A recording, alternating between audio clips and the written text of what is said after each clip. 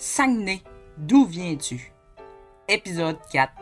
L'industrialisation.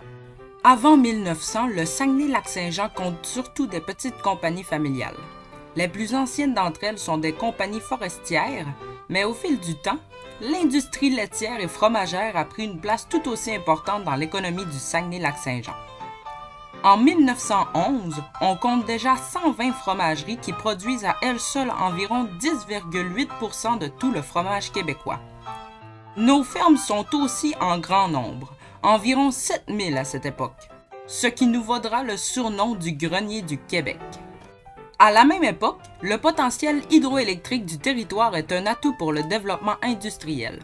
Certaines compagnies possèdent déjà leur centrale, mais aucun projet pour alimenter les résidences n'est planifié.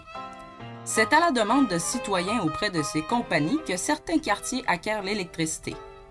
On compte parmi ces chanceux le quartier entourant l'église Saint-Dominique à Jonquière et le secteur de la pulperie de Chicoutimi. Le développement hydroélectrique et beaucoup d'autres sphères de l'économie sera freiné par la Première Guerre mondiale et il faudra attendre l'arrivée des premiers appareils électriques pour voir l'intérêt de ces projets renaître.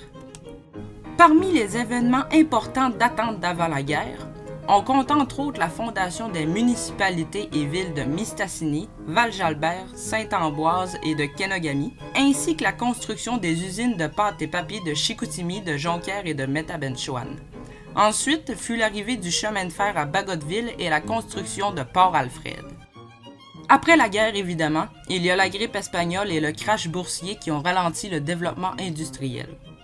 On voit tout de même entre les deux guerres de grands projets voir le jour, tels que la construction du barrage de l'île Maligne ou encore le développement d'Arvida et de Dolbeau. Mais le crash boursier a beaucoup affaibli la population. Durant cette période, l'aluminerie d'Arvida se voit obligée de réduire sa main-d'œuvre de 60% et l'usine de Price se voit même fermer ses portes.